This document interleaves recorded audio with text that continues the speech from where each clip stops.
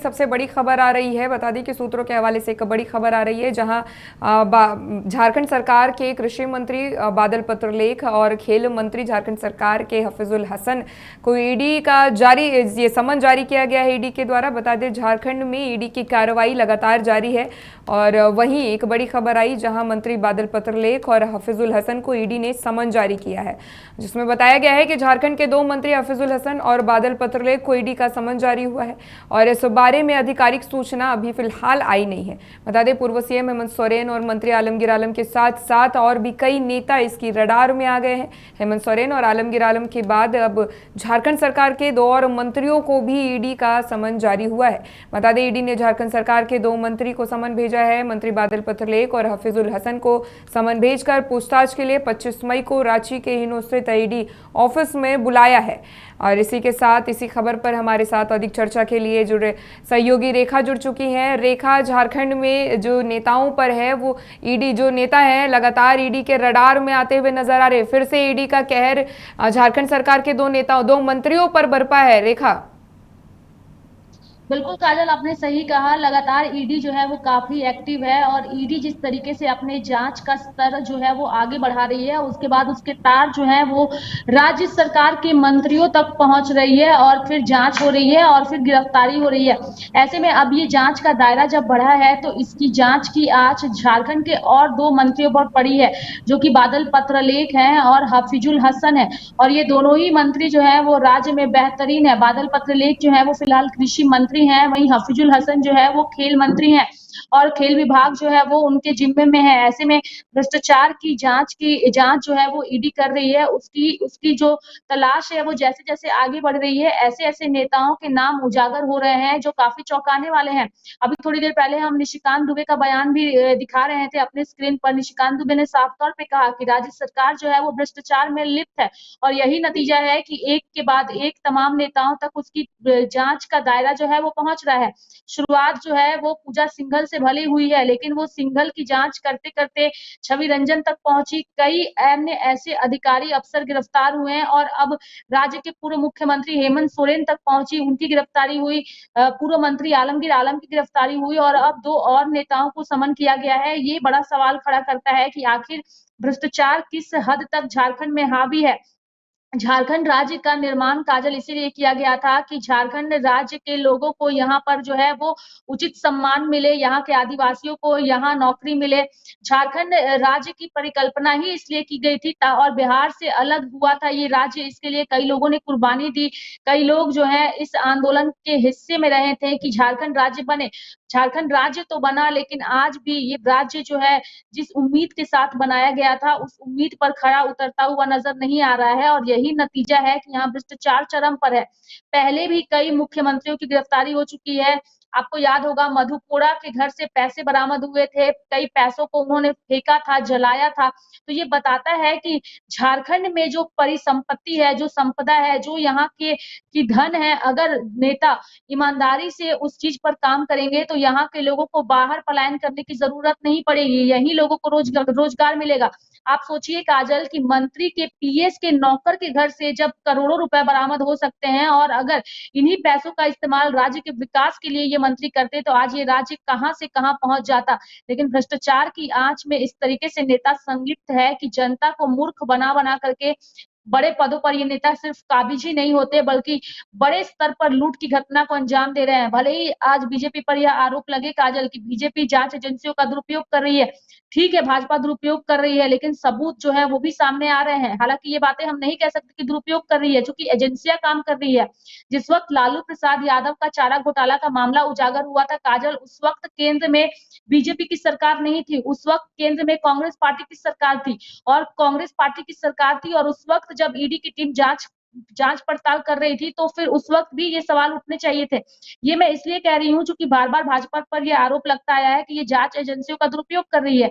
अगर भाजपा जांच एजेंसियों का दुरुपयोग कर रही है तो फिर लालू प्रसाद यादव को जब चारा घोटाले में गिरफ्तार किया गया था तो क्या उस वक्त भी देश में बीजेपी की सरकार थी? इसका जवाब जो है वो अभी फिलहाल जो विपक्ष के नेता हैं उन्हें जरूर इसका जवाब देना चाहिए, क्योंकि उस वक्त देश में कांग्रेस पार्टी की सरकार थी और सरयू राय ने उनका जो भ्रष्टाचार था उसे उजागर किया था। कांग्रेस पार्टी की सरकार के कार्यकाल में माफ करिएगा, लालू प्रसाद यादव जेल गए थे, जेल की सलाखों में थे और ये आरोप सिद्ध हुए थे। तो ये कहना कि जांच एजेंसियां पार्टियों के निर्देश पर काम करती है, ये थोड़ी सी गलत हो जाती है। और रांची में जिस तरीके से, झारखंड में जिस तरीके से ईडी एक्टिव नजर आ रही है, वो बता रहा है कि राज्य में बड़े पैमाने पर भ्रष्टाचार हुआ है।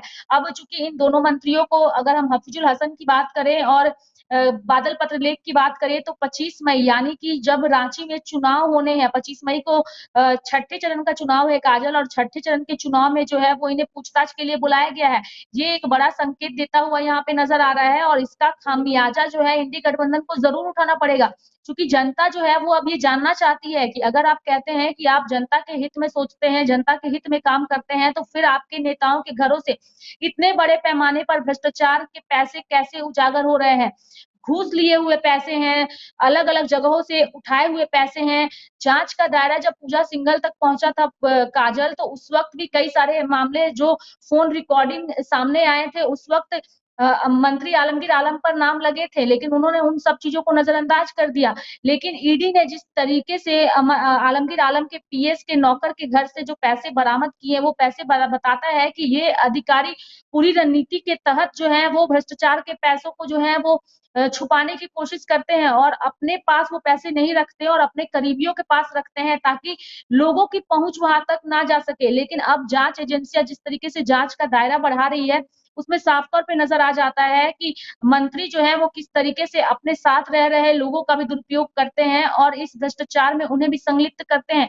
क्योंकि आप सोचिए कि एक नौकर जिसकी सालाना इनकम जो है वो 1 लाख भी नहीं है, महीने का जिसे 10,000 रुपया मिलता है, उसके घर से इतने करोड़ रुपए बरामद होना, ये किसी की भी नीयत को खराब कर सकता है। और आप सोचिए कि भ्रष्टाचार के पैसे का इस तरीके से दुरुपयोग हो रहा है, अगर यही विकास के नाम पर ये नेता इस्तेमाल करे, तो देश और राज्य कहां से कहां पहुंच जाएगा। कहा जा रहा है कि राज्य में बेरोजगारी है, भूखमरी है, लोग भूखमरी में सो नहीं पाते। और आप एक तरफ देखिए तो लोगों के घर जो है भ्रष्टाचार के पैसों से भरे हुए हैं और 2 वक्त की रोटी जो है वो कुछ लोगों को नसीब नहीं होती है, छत सर के ऊपर छत नहीं है। ये बताता है कि हमारा देश और हमारा राज्य किस दिशा में जा रहा है। और अब जनता को जागरूक होने का वक्त है काजल, इसलिए जागरूक होने का वक्त है क्योंकि लोकतंत्र का महापर्व चल रहा है। एक ऐसा नेता चुने जो देश का विकास करे, भ्रष्टाचार में संलिप्त ना हो, चूंकि इसका भी दुरुपयोग किया जाता है, इसे भी विक्टिम कार्ड की तरह खेला जाता है। आज हेमंत सोरेन जेल के अंदर है काजल, और हेमंत सोरेन को लेकर के एक मुहिम चलाया जा रहा है कि जेल का ताला टूटेगा, हेमंत सोरेन बाहर आएंगे। लेकिन सवाल ये है कि अगर वो भ्रष्टाचार किए हैं, भ्रष्टाचार में संलिप्त है, तो वो बाहर कैसे आएंगे, उन्हें प्रूफ करना पड़ेगा। आप देखिए अरविंद केजरीवाल दिल्ली के मुख्यमंत्री भ्रष्टाचार के केस में अंदर थे, वो जेल से बाहर आए, उन्हें जमानत मिली, लेकिन हेमंत सोरेन को जमानत नहीं मिलने की वजह यही थी कि जो सबूत थे उसे छुपाने की कोशिश की गई थी काजल, झारखंड में राज्य सरकार की ओर से। और यही वजह रही कि अगर केजरीवाल को जब जमानत मिल सकता है प्रचार प्रसार करने के लिए, तो हेमंत सोरेन को क्यों नहीं मिल सकता। ये सवाल और ये खबरें हमने भी लाइव इंडिया हर पल पर प्रमुखता से दिखाई। और अब सवाल कई तरह के हैं कि अब ये जांच का दायरा इतना बढ़ चुका है कि बादल पत्रलेख जो कि काफी एक ईमानदार नेता के तौर पर राज्य में जाने जाते हैं, चूंकि कृषि विभाग उनके जिम्मे में है और जो उनका बैकग्राउंड रहा है काजल, उसके मुताबिक उन्हें काफी साफ छवि का नेता माना जाता है। लेकिन जिस तरीके से जांच की का दायरा उन तक पहुंचा है, अब ये बताता है कि नेताओं की छवि पर नहीं जाया जा सकता है। और जब जांच पहुंचती है तो वो किसी की छवि और साफ सुथरी छवि को देख करके नेता जांच का ईडी अधिकारी वहां नहीं पहुंचते हैं और उस हिसाब से जांच होती है। तो बड़ा सवाल है कि राज्य में भ्रष्टाचार और लूट जो है वो चरम पर है और नेता मौन धारण किए हुए हैं और अपने पार्टियों का बचाव कर रहे हैं, जबकि अब व्यवस्था ऐसी होनी चाहिए कि भ्रष्टाचार एक बड़ा मुद्दा होना चाहिए। बार बार इंडी गठबंधन के नेता ये दावे करते हैं कि रोजगार पर नरेंद्र मोदी बात नहीं करते, महंगाई पर बात नहीं करते। जब देश का मुद्दा, जब राष्ट्र का मुद्दा सर्वोपरि होता है, तो वहां पे ना तो रोजगार दिखता है और ना ही बेरोजगारी दिखती है। क्योंकि गरीबी हटाओ का नारा देश में सभी पार्टियों ने दिया काजल, लेकिन क्या देश से गरीबी हटी है? क्योंकि नेता चाहते ही नहीं है कि देश से गरीबी हटे। अगर देश से गरीबी हटेगी तो इनका वोट बैंक खत्म होगा। नेता चाहते ही नहीं है कि देश से गरीबी हटे, उनका वोट बैंक कम हो और गरीबी को ही मुद्दा बनाकर तमाम रैलियां और जनसभाएं होती है। तो ऐसे में अब जनता को जागरूक होने की जरूरत है। उन्हें एक ऐसा प्रतिनिधि चुनने की जरूरत है जो देश और राज्य के बारे में सोचे, विकास करे। यहाँ पर हम किसी पार्टी और किसी नेता का समर्थन नहीं कर रहे हैं काजल, लेकिन आपको जेकेबीएस के प्रत्याशी जयराम महतो को आपने सुना होगा, उनकी कई सारी प्रतिक्रियाएं जो है वो कई मंचों पर सामने आई है और जिस तरीके से जयराम महतो चीजों को नजर आते हैं काजल, वो बताता है कि जयराम महतो ने वृहद स्तर पर जो है वो काम किया है, पढ़ाई किया है, चीजों को बारीकी से समझा है कि किस तरीके से नेता व्हाइट कपड़े पहन करके काला भ्रष्टाचार को कि जिस अंजाम दे रहे तरीके हैं से और लोगों लगातार को ये नुकसान कहा जा पहुंचा रहा रहे है हैं। कि झारखंड के इंडिया गठबंधन की बात करें तो सिर्फ झारखंड में ही नहीं बल्कि जांच एजेंसियां जो हैं लगातार इंडिया गठबंधन के कार्यकर्ताओं, इंडिया गठबंधन के नेताओं पर जो है लगातार अपना कहर बरसा रही है। तो यहाँ पे सबसे बड़ा सवाल ये है, क्योंकि आज हमने ये जाना कि आज 2 मंत्रियों के खिलाफ जो है 2 मंत्रियों को फिर से ईडी ने समन जारी किया है, लेकिन यहाँ पे सवाल समर्थकों का भी यह भी उठ रहा है और साथ ही साथ इंडिया गठबंधन का यह भी उठ रहा है कि क्या भारतीय जनता पार्टी में भ्रष्ट मंत्री या भ्रष्ट नेता नहीं है, सिर्फ इंडिया गठबंधन में भ्रष्ट नेता और भ्रष्ट मंत्री है। चूंकि इन दिनों का जो अगर आप एक समीकरण निकाल के देख लेंगे तो सीधे तरीके से सिर्फ और सिर्फ कांग्रेस, इंडिया गठबंधन कांग्रेस जेएमएम की ही जो है सरकार पर ही, इन्हीं लोगों पर, नेताओं पर लगातार ईडी या जांच एजेंसियों का कहर बरस रहा है। ऐसे में क्या कहेंगे रेखा आप? बिल्कुल काजल, देखिए अगर विपक्ष के नेता ये सवाल उठाते हैं तो मेरा सिंपल यहाँ पर फिलहाल मैं यही कहूंगी कि जब लालू प्रसाद यादव पर जांच का दायरा बढ़ा था तो उस वक्त देश में किसकी सरकार थी? उस वक्त देश में कांग्रेस पार्टी की सरकार थी और कांग्रेस पार्टी के ही कार्यकाल में लालू प्रसाद यादव रेल मंत्री भी बनाए गए थे, आपको याद होगा। और उसी वक्त ये भ्रष्टाचार हुआ था और इसे उजागर किया गया था। तो ऐसे में उजागर करने वाले सरयू राय थे इस पूरे मामले को लेकर के। तो अगर भाजपा के नेता किसी भ्रष्टाचार में संलिप्त है तो ऐसे में नेताओं को आगे आना चाहिए और उनके मुद्दों को उठाना चाहिए। चूंकि लालू प्रसाद यादव जिस वक्त उन पर भ्रष्टाचार के आरोप लगे, चारा घोटाला का आरोप लगा, लैंड फॉर जमीन वाला जो मामला उन पर चल रहा है काजल, वो कांग्रेस पार्टी के कार्यकाल में ही चला है। चूंकि देश में उस वक्त कांग्रेस पार्टी की सरकार थी तो और उजागर करने वाले नेता सरयू राय थे, कई सारी चीजें हैं।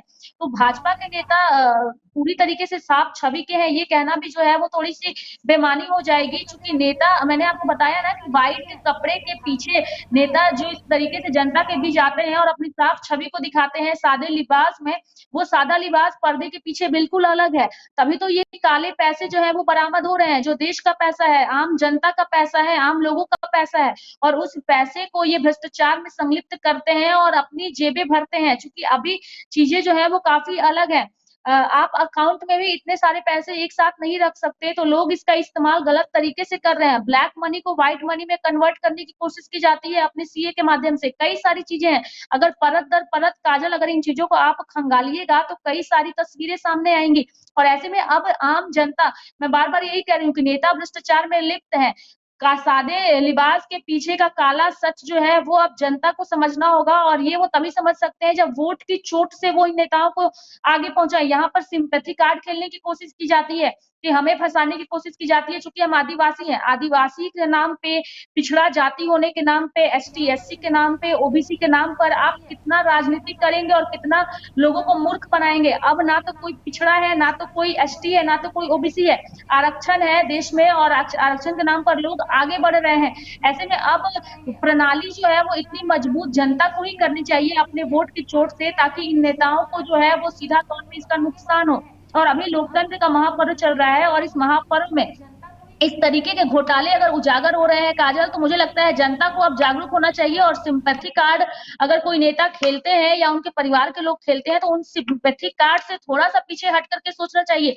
क्योंकि भ्रष्टाचार को हवाला देकर के नेता सत्ता में तो आ जाते हैं, लेकिन फिर वो भूल जाते हैं कि उन्हें काम किस तरीके से करना है। क्योंकि पद की लालसा हर किसी को होती है, पद, पावर, ये दो चीजें ऐसी है काजल जिसे हर व्यक्ति चाहता है कि उसके पास हो। आज आम जनता भी यही सोचती है, लेकिन उसे नहीं पता कि उसकी ताकत क्या है। एक वोट की चोट अगर वो नेताओं को देना स्टार्ट करेंगे और ऐसे प्रतिनिधि चुन करके लाएंगे, यहाँ पर ये कहना बिल्कुल गलत है कि कौन सी पार्टी अच्छी है, क्योंकि सभी पार्टियां भ्रष्टाचार में लिप्त है।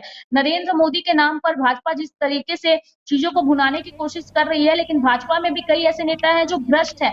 लेकिन अभी तक वो चीजें जब तक उजागर नहीं हुई है तो उस पर कुछ भी कहना थोड़ी सी जल्दबाजी होगी। लेकिन जनता के हक में चीजें हैं, जहां से चीजें उजागर हो रही है वहां पे जनता वोट करे और वोट करके नेताओं को चोट पहुंचाए, उसका फायदा उन्हें जरूर मिलेगा काजल। जनता के हक में चीजें हैं, जहां से चीजें उजागर हो रही है वहां पे जनता वोट करे और वोट करके नेताओं को चोट पहुंचाए, उसका फायदा उन्हें जरूर मिलेगा काजल। जी। अ, जाहिर सी बात है कि अब जनता के हाथ में है और जनता ही इस बात का ये जो है क्लियर करेगी कि आखिर अपने वोट के माध्यम से, अपने मत के माध्यम से जनता ही ये चीज साबित करेगी कि कौन सी पार्टी किस हद तक भ्रष्ट है, कौन से नेता, माफ कीजिएगा, कौन से नेता किस हद तक भ्रष्ट है। फिलहाल धन्यवाद रेखा हमारे साथ जुड़ने के लिए और इस अहम मुद्दे पर बातचीत करने के लिए। तो इस तरीके से झारखंड के 2 अन्य मंत्रियों को फिर से जो है ईडी ने समन जारी किया है। 25 मई को पूछताछ के लिए उन्हें ईडी ऑफिस बुलाया गया है। अब 25 तारीख को ही जो दोनों मंत्री हैं हफीजुल हसन और बादल पत्रलेख जो है वो पूछताछ के लिए जाएंगे। फिलहाल के लिए इस बुलेटिन में मेरे साथ सिर्फ इतना ही, लेकिन जल्द होगी मुलाकात और जाते